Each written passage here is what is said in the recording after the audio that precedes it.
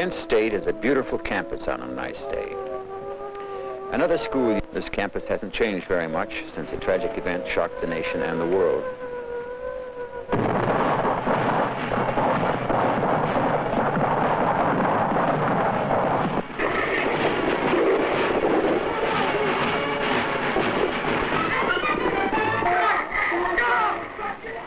Four students were killed and 9 wounded by the Ohio National Guard.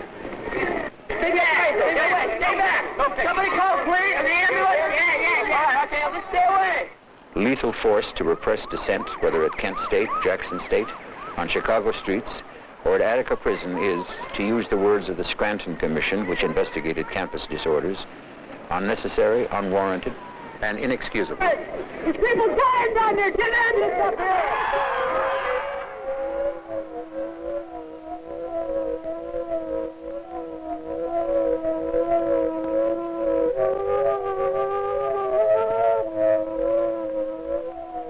I'm E.G. Marshall.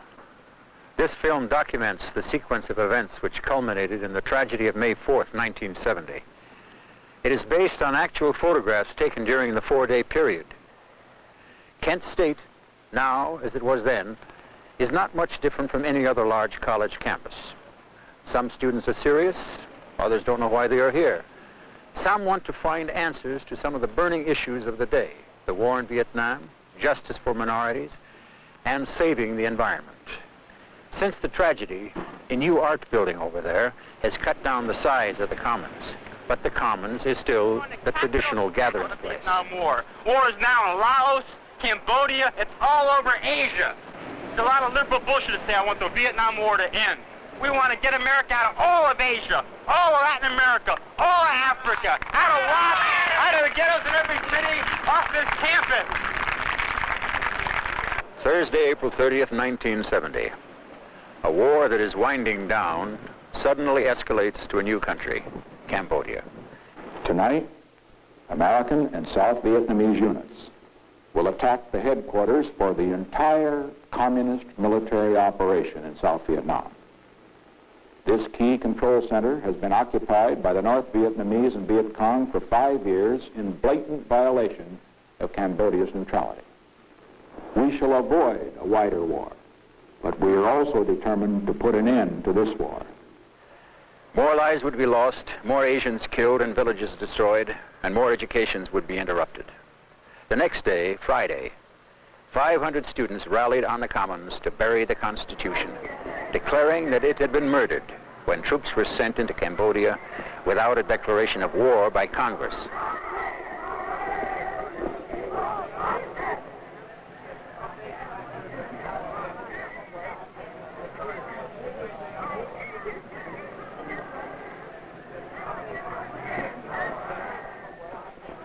The place to go that night was the Strip, North Water Street.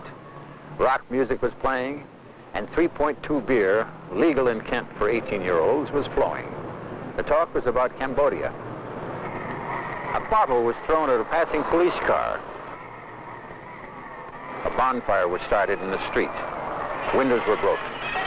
The mayor imposed a 12 o'clock curfew, closed the bars, and ordered all the students back to the campus. On the way back, more windows were broken.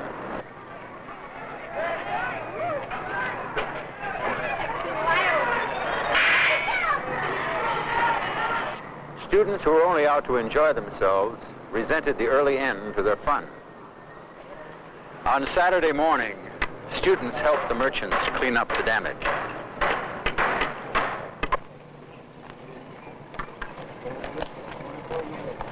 But fears mounted in the community. There were rumors of a plot to take over Kent. The mayor imposed an 8 p.m. curfew and called for help from the Ohio National Guard.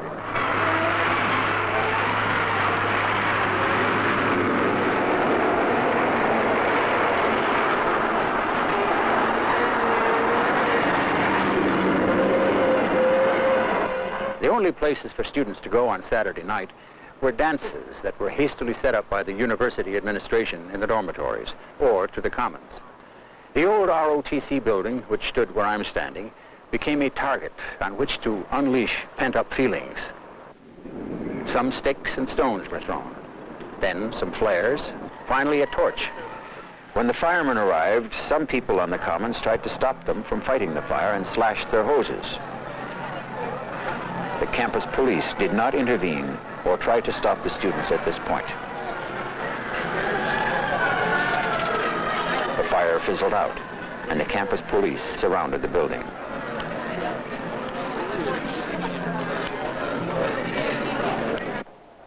A large group headed downtown to challenge the curfew and were surprised to discover that units of the Ohio National Guard had arrived and taken over.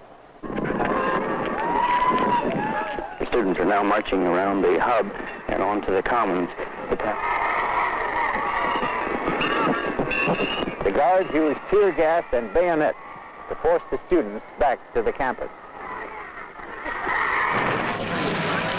When the crowd returned to the commons, the ROTC building was flaming furiously in a different section of the building.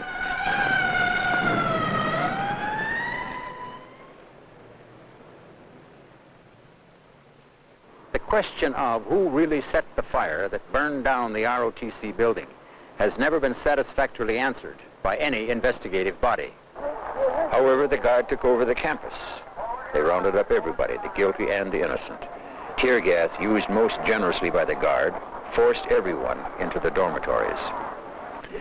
The next morning, Sunday, Governor James A. Rhodes, running for nomination to the United States Senate, arrived on campus.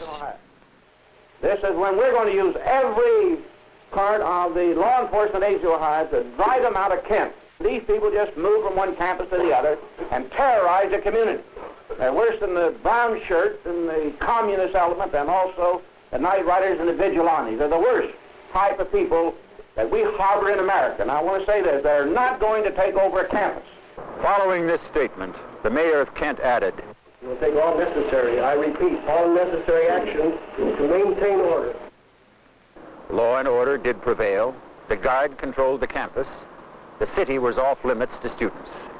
Hostility to armed occupation of their campus increased, even though there was fraternization between students and guardsmen.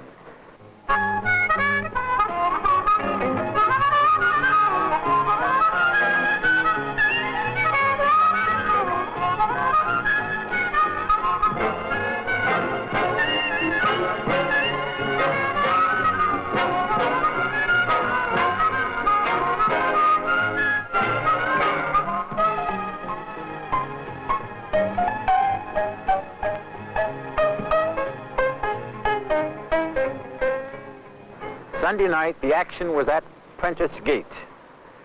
Some students sat down in the streets, blocking traffic and demanding that the Guard be removed from the campus.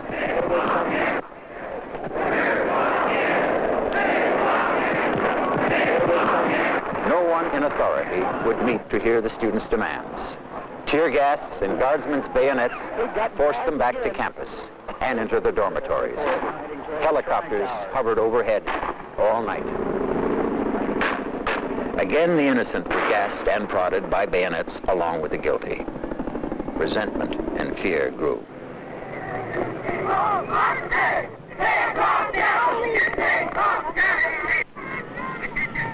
By Monday morning, Cambodia and Vietnam receded into the background. Military occupation of the campus was protested by straights and conservatives, as well as radicals. There was confusion over whether a rally would be permitted. The students decided to hold one at noon.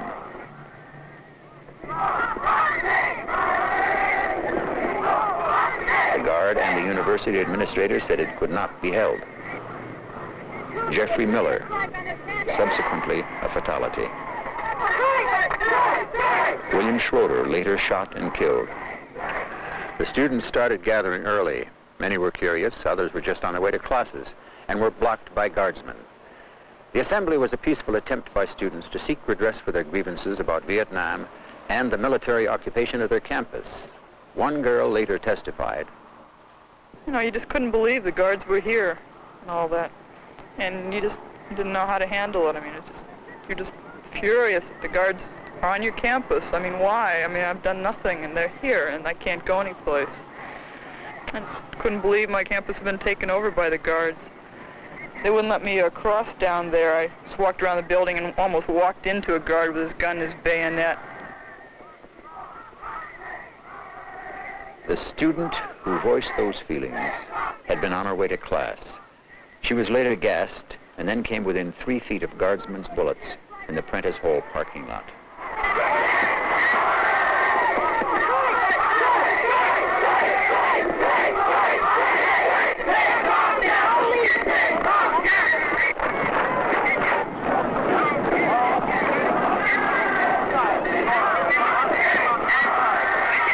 A warning is given to disperse.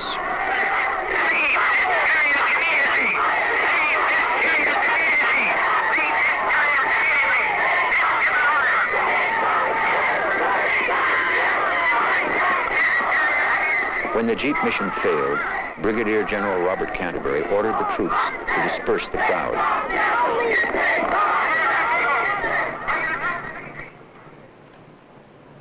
A skirmish line equipped with tear gas, loaded weapons, only most of the students didn't know they were loaded with live ammunition, and fixed bayonets moved the students.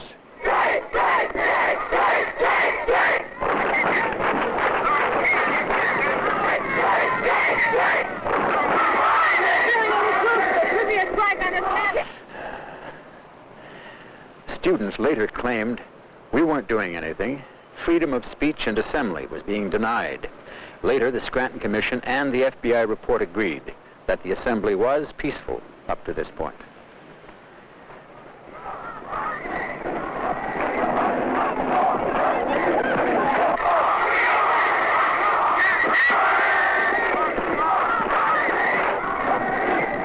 The students disperse.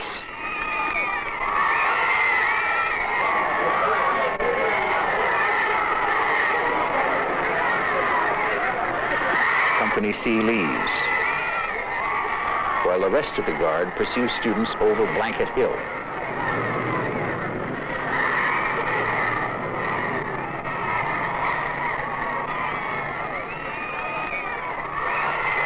Allison Krauss is visible to the troops for the first time.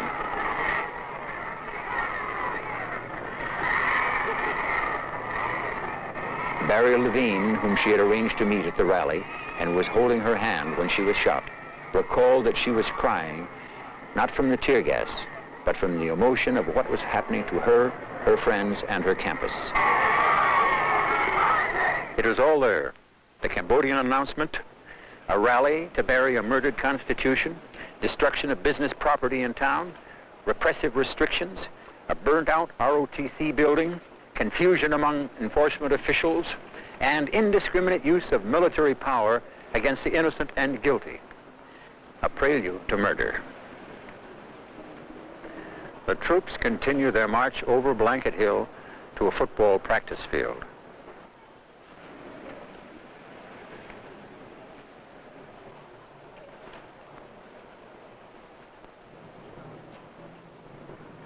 A fence around the practice field is the end of the march.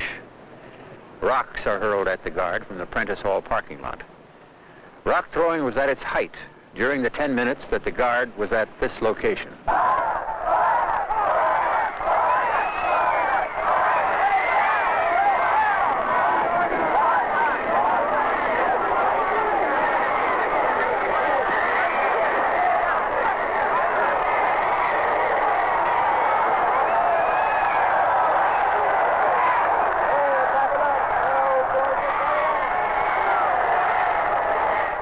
Tear gas canisters were lobbed back and forth, almost like a tennis match. During the stay on the practice field, some of the guardsmen huddled together. These are members of Troop G, whose members were the first to fire. General Canterbury orders the men to march back up Blanket Hill.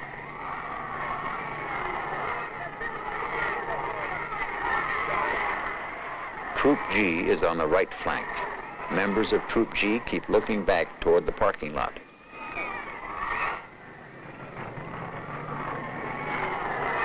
Alan Canfori was later shot and wounded. Some rocks are still being thrown, but they are fewer now. These students are about 100 feet away from the guardsmen. Joseph Lewis is the closest person to the guard, except for those who are observing from Taylor Hall. The Scranton Commission later concluded the guards' march from Blanket Hill to the football field and back did not disperse the crowd and seems to have done little else than increase tension, subject guardsmen to needless abuse, and encourage the most violent and irresponsible elements in the crowd to harass the guard further. General Canterbury later testified, as the troop formation reached the area of the pagoda, the mob, located on the right flank in front of Taylor Hall and in the Prentice Hall parking lot, charged our right flank, throwing rocks, yelling obscenities and threats. Stick the pigs, kill the pigs. He continued, practically all the guardsmen were hit by missiles. Guardsmen on the right flank were in serious danger of bodily harm and death as the mob continued to charge. He concluded, in view of the extreme danger, they were justified in firing. A platoon leader of Troop G said later, at the time of the firing, the crowd was acting like the whole thing was a circus. They must have thought the guard was harmless.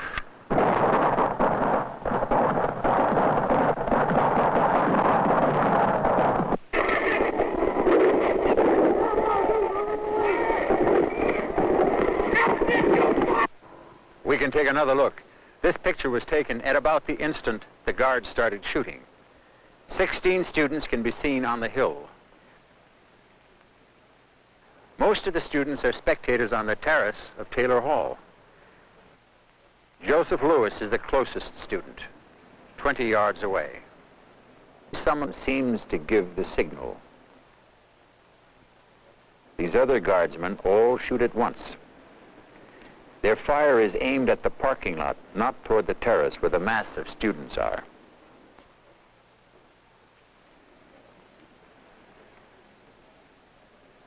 Members of Company A fire into the air.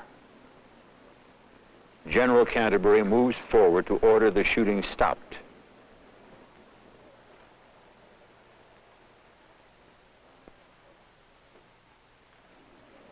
A sergeant brings Joseph Lewis down with 2 shots.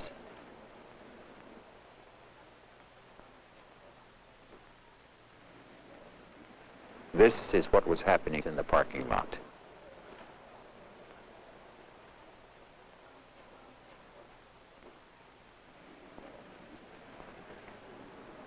One student had an 8mm camera recording the action from a window in Tri Towers, over there.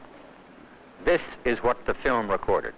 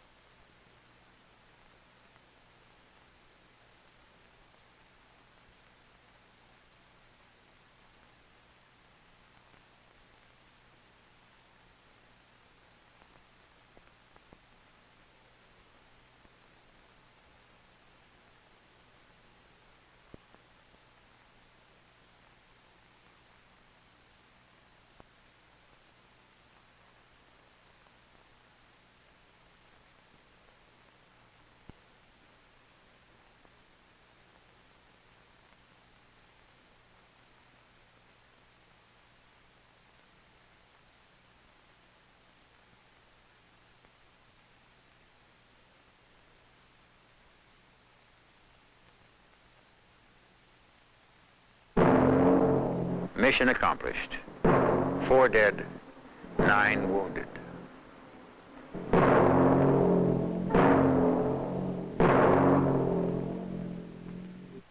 The dead and wounded at Kent State leave grave questions with us all.